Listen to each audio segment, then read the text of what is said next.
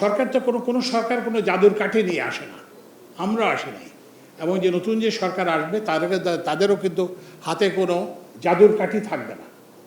তো ওই জন্য আপনারা আমরা যেটা আশা করব যে একটা যে সরকার আসবে একটা স্বচ্ছ নির্বাচনের মাধ্যমে এই সরকারটা স্থিতিশীল হবে এবং এটা মেয়াদ করবে। তাহলে হয় কি, যদি আপনি জানেন যে যেমন ধরেন আমরা যদি জানতাম, যদি এরকম হতো যে যে এই অন্তর্বর্তীকালীন সরকার আগামী যে নির্বাচনের তারিখ ছিল 2029-এ, তাহলে কিন্তু আমরা বিদ্যুৎ এবং জ্বালানি খাতের অনেক সমস্যার সমাধান করে ফেলতে পারতাম, পার্টিকুলারলি যেগুলোতে ওই যে বিনিয়োগের প্রয়োজন সেই সব সমস্যা।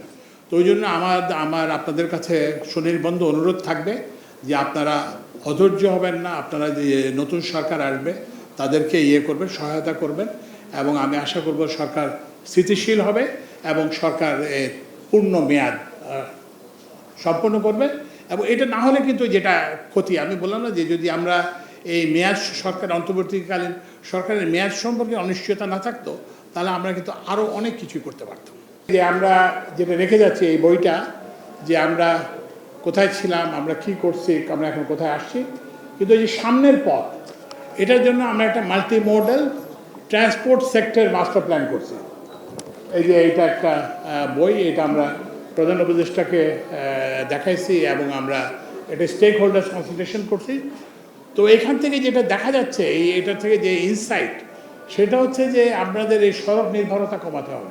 সড়কের যে টেন্ডারের যে সিন্ডিকেট, এটা আমরা ভাঙতে পারি নাই। কেন পারি নাই আমি বলি, ভাঙতে পারি নাই এই কারণে যে আমাদের যে পাবলিক প্রকিউরমেন্ট রুলস আছে, সেখানে একটা বলা আছে যে আপনি সব কিছু ঠিক আছে, আপনার যদি অভিজ্ঞ বেশি হন আপনি পেয়ে যাবেন। তো এর ফলে হয়েছে কি যে ওই যারা ওই একজন 16টা 20টা 30টা কাজ পাচ্ছে, আর কেউ কাজ পাচ্ছে না। কারণ ওই যেটা বললাম যে আপনাকে তো একটা, তো ওই পাবলিক প্রকিউরমেন্ট রুলসটাকে এখন সংশোধন করা হয়েছে।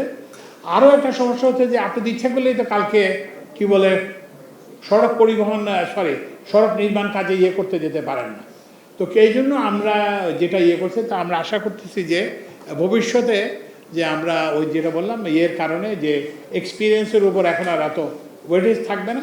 আমরা আশা করব যে আরও নতুন যারা আসবেন তারা এটা দিতে পারবেন।